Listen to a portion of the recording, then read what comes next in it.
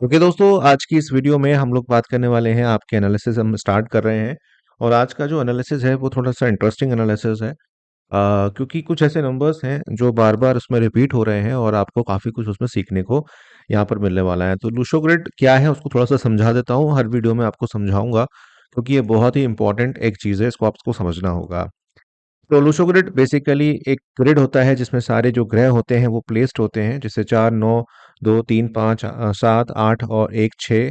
ये सारी की चीज़ें रहती हैं जिसमें 1 number water element, 2, 5, 8 earth element, 3, 4 would element, 6 और 7 मेटल एलिमेंट और 9 नंबर रिप्रेजेंट करता है फायर को। बेसिकली 1 नंबर कैरियर प्लानिंग के लिए होता है और साउथ वेस्ट डायरेक्शन के लिए होता है, और मैरिज के लिए होता है सेकंड नंबर, हैप्पीनेस और इनिशिएटिव के लिए होता है। 3 नंबर ईस्ट डायरेक्शन है, वुड एलिमेंट है और फैमिली रिलेशनशिप और ग्रोथ को दिखाता है। वहीं साउथ ईस्ट होता है 4 नंबर, वेल्थ और प्रॉस्पेरिटी को दिखाता है। 5 नंबर दिखाता है स्ट्रेंथ एंड स्टेबिलिटी। 6 नंबर यहाँ पर दिखाता है हेल्पफुल पीपल और फॉरेन फ्रेंड्स आपके किस तरह से यहाँ पर होंगे। साथ साथ 8 नंबर आपकी नॉलेज, एजुकेशन, मेमोरी और नॉर्थ ईस्ट को यहाँ पर दिखाता है। और 9 नंबर जो होता है वो साउथ के लिए होता है, फेम, एनर्जी और ऑर्गेनाइजेशन के लिए होता है। इसमें दोस्तों कुछ आपको टॉप रो जैसे है 4, 9, 2, तो ये हमारी मेंटल प्लेन है, ये हमारी मिडिल प्लेन है, रो है, और ये हमारी बॉटम है। तो जो ये हमारी मेंटल स्टेबिलिटी को दिखाती है कि आप कितने इमेजिनेटिव हैं, कितना क्रिएटिंग है और कितना एनालाइजिंग है। ठीक है। एंड इमोशनल, ये मैंने सारी चीज़ें डिटेल में पिछली वीडियो में बता दी हैं वैसे, लेकिन मैं आपको क्विक रिव्यू दे रहा हूँ जिससे आपको आगे जब मैं एनालिसिस करूँ तो आपको थोड़ा सा आसानी हो जाए समझने के लिए। सभी का लिंक मैं छोड़ दूंगा कमेंट में, आप ज़रूर देख लीजिएगा। तो जो दूसरी हमारी मिडिल रो आती है वो 3, 5, 7 की आती है, जो आपकी इंट्यूशन, फीलिंग और इमोशंस को यहाँ दिखाती है। और लास्ट जो हमारी रो आती है वो हमारी प्रैक्टिकल नेचर को दिखाती है कि आप प्रैक्टिकल कितने हैं अपने जो डे टू डे लाइफ आपकी है। उसी तरह से हमारी वर्टिकल्स कुछ होती हैं, जैसे 4, 3, 8 जो होती है वो हमारी थॉट प्लेन होती है।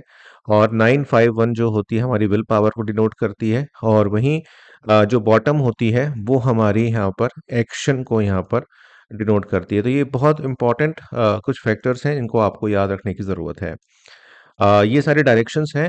इन डायरेक्शंस का जो मीनिंग है वो यही है कि आप अगर कोई रेमेडी करना चाहते हैं तो वास्तु के हिसाब से, तो भी आप उसके हिसाब से कर सकते हैं। यानी कि कोई दिशा अगर आपके केस में मिसिंग है तो वो आप यहाँ पर ले सकते हैं।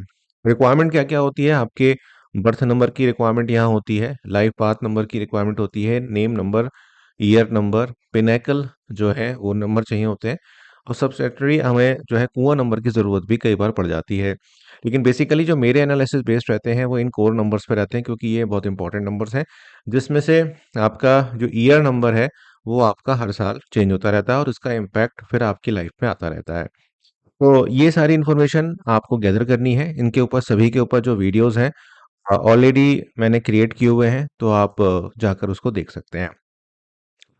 जैसे मैंने आपसे कहा था कि आप एनालिसिस अगर कराना चाहते हैं तो आप अपना जो नंबर, अपना जो नाम है, बेसिकली जिस नाम से आप जाने जाते हैं, जो स्पेलिंग आप लिखते हैं वो आप लिख दीजिएगा। साथ साथ अगर आप नेम नंबर कैलकुलेट कर पाएँ तो बहुत अच्छा है, नहीं करेंगे तो फिर मैं तो कर ही दूँगा, लेकिन कोशिश करिए थोड़ा सीखने की भी। तो यहाँ पर मैं दिशा जी का आज एनालिसिस यहाँ पर ले रहा हूँ। दिशा गर्ग जी का, उन्होंने लिखा था कि वो विडो हैं और आने वाले भविष्य के लिए, बच्चों के लिए और बुटीक चलाती हैं, और उनको कुछ समस्याएँ जीवन में हो रही हैं और वो जानना चाहती हैं कि उनका क्या समस्या है। तो मैं आपसे भी कहूँगा कि आप लोग एनालिसिस अगर कराना चाहते हैं, चैनल वाले जो फ्री हैं, तो उसमें आप अपना नंबर, ओ सॉरी, अपना नाम और अपना 2 क्वेश्चन लिख दीजिएगा, और नाम ज़रूर लिखिएगा और डेट ऑफ बर्थ ज़रूर लिखिएगा। मुझे टाइम की रिक्वायरमेंट नहीं है। आप जो है अगर सिर्फ़ अपना डेट ऑफ बर्थ और अपना जो नाम है वो क्लियरली मेंशन उसमें करें और 2 क्वेश्चन मेंशन कर दें। तो यहाँ पर इन्होंने नेम नंबर तो खुद ही निकाल के दिया था, मैंने चेक किया था, ठीक है, कोई उसमें प्रॉब्लम नहीं है। इनका जो बर्थ नंबर है, बर्थडे नंबर है, यानी कि मूलांक जो है वो 6 है। कुछ लोगों को पता नहीं होगा किस तरह से कैलकुलेट होता है, थोड़ा बता देता हूँ कि 1 प्लस 5 यहाँ पर कर दिया तो यहाँ पर ये 6 हमारा आ गया, तो यहाँ पर हमें 6 मिल गया। लाइफ पाथ नंबर हमें कैसे मिला, इसको टोटल कर लीजिए। 6 प्लस 2 प्लस 10, 8, 18 और 1 19, 19 का 1, तो यहाँ पर 6, 2, 9, और 6, 2, 8 और 1 9, तो यहाँ पे 9 हमारे पास आ गया। ठीक है, तो ये हमारे पास आ गया। पिनेकल जो चल रहा है वो 37 से 45 के बीच में। पिनेकल एक रेंज होती है, 4 रेंज आपको देखने को मिलती है आपकी लाइफ में, कि जैसे दशाएं होती है ना, उसी तरीके का पिनेकल नंबर्स होते हैं। तो 37 से 45 के बीच में अभी जो चल रही है वो 6 नंबर की यहाँ चल रही है। और 46 साल जब अब हो जाएगा तो 3 नंबर की जो पिनेकल है वो इनको यहाँ मिल जाएगा। ठीक है, तो यहाँ पर हम इसको भी करेंगे, और ईयर नंबर जो है वो भी हमने कैलकुलेट कर दिया था। वो बहुत आसान होता है, आपकी जैसे डेट ऑफ बर्थ है यहाँ पर 15/11, तो यहाँ पर हम 2022 से लेंगे। देखिए, जब भी आप एनालिसिस सुनते हैं या आप राशिफल देखते हैं न्यूमरोलॉजी का, तो उसमें year number, personal year number को देखा करिए, वो आपको ज़्यादा इम्पैक्ट करेगा। ठीक है, तो यहाँ पे 6 आ गया, और 2 आ गया, और यहाँ पे हमारा 6 आ गया, तो 6 और 6 12, और 2 14, और 14 का हमारे पास 5 यहाँ पर हमें मिल गया। तो यहाँ पर 5 हो गया। इस बर्थडे से लेके 15/11/2023 तक का जो इनका बर्थडे है, उसमें 6 नंबर इनका पर्सनल ईयर नंबर आया। ये बहुत इंपॉर्टेंट है। ज़्यादातर लोग इसी चीज़ को लेकर कंफ्यूज होते हैं और वो गलत डायरेक्शन में चले जाते हैं। तो जब भी आप मुझसे एनालिसिस करा रहे हैं या किसी और से एनालिसिस करा रहे हैं, तो इस बात का आप विशेष ध्यान रखिएगा कि आप जब भी एनालिसिस कराएं तो उसमें पर्सनल ईयर जरूर पूछें अपना, कि इस साल हमारी स्थिति क्या रहने वाली है। तो मैडम के बारे में बात करते हैं, तो सबसे पहले हम इनकी लूशो ग्रिड को यहाँ भरने का प्रयास करते हैं। तो 1 1, 1 2 3 4 5, तो 3 4 5। सबसे पहले बात ये आ गई कि 1 जो है वो बहुत ज्यादा यहाँ पर दिखाई देता है। अमूमन जब न्यूमरोलॉजी में हम बात करते हैं एक नंबर की, तो हम सूर्य से डिनोट करते हैं, और सूर्य जो है वो अगर बलवान स्थिति में है तो वो बहुत अच्छा है। लेकिन यहाँ पर क्या है कि एक्सेसिव है, मतलब बहुत ज़्यादा मात्रा में ये जो आपका सूर्य है वो हमें देखने को यहाँ पर मिल रहा है। तो ऐसा व्यक्ति अपने आप को जो 4 से 5 की रेंज में जब आ जाता है एक आपकी लूशो ग्रिड में, तो ऐसा जो व्यक्ति होता है उसको एडजस्टमेंट की थोड़ी प्रॉब्लम्स आती हैं।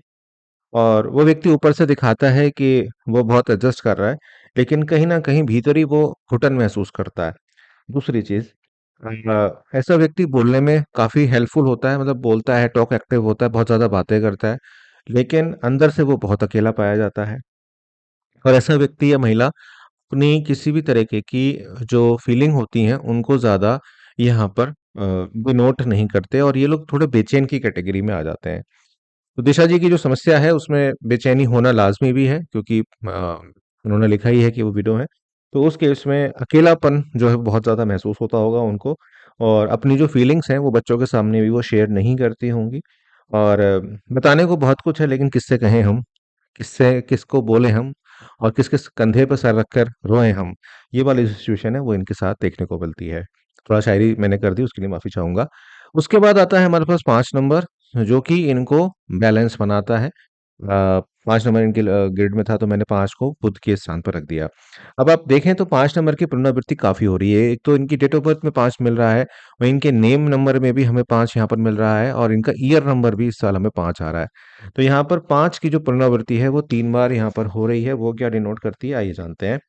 देखिए, 5 अगर एक बार आता है तो ऐसा व्यक्ति केयरिंग की कैटेगरी में आता है, और अगर 5 एक बार 2 बार आता है तो वो परसिस्ट होता है, मतलब अपने काम से काम रखने वाला भी होता है, और तीसरी बार अगर आ जाता है, जो कि इनके केस में दिख रहा है।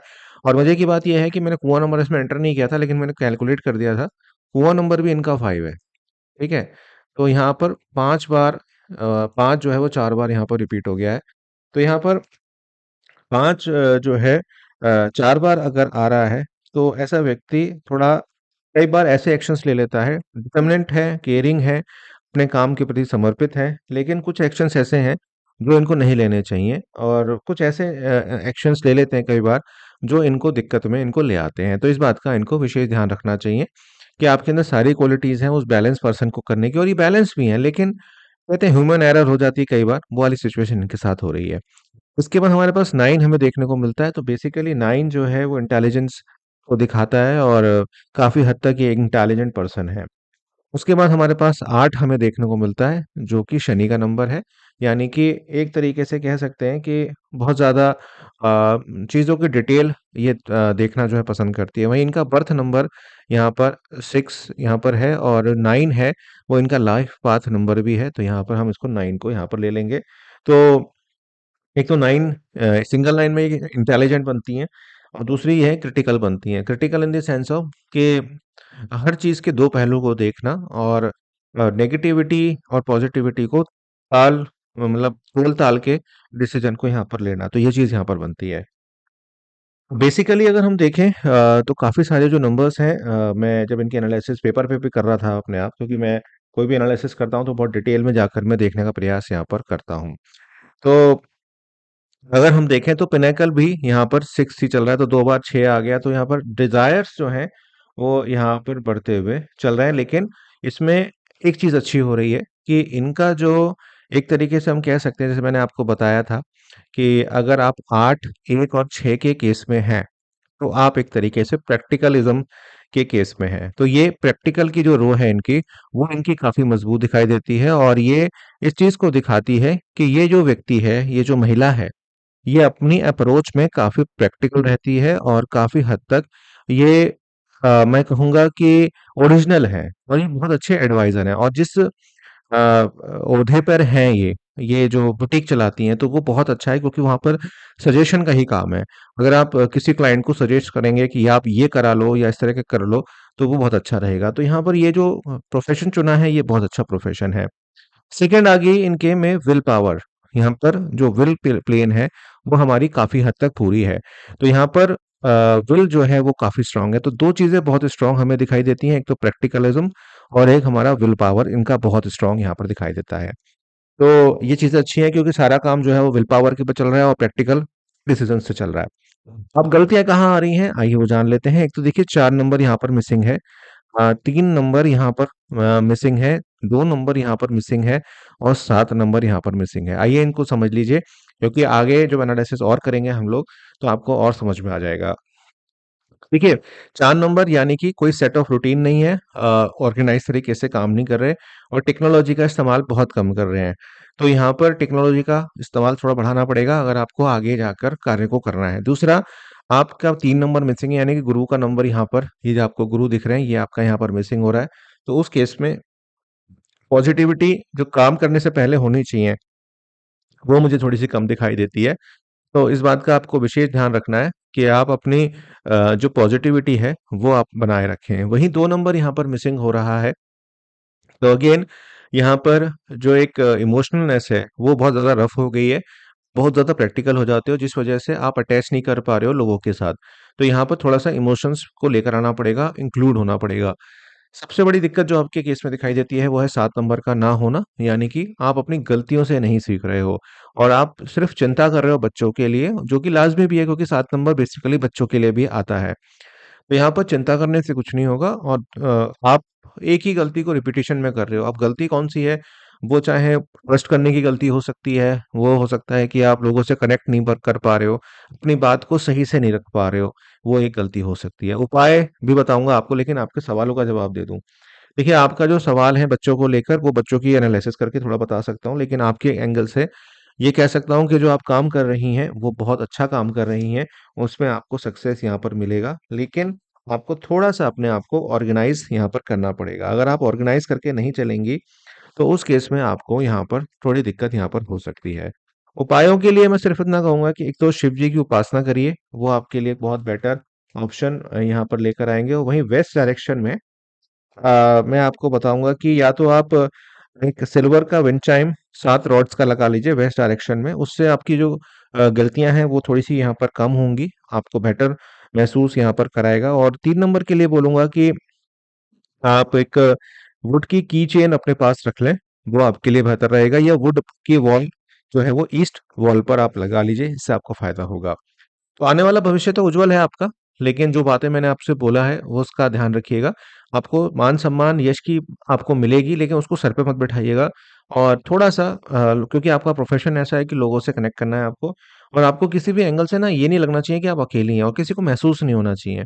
आप हालाँकि महसूस नहीं होने देते, लेकिन किसी एक पर्सन को फाइंड आउट करिए, जिससे आप अपने दिल की बात कह पाएँ।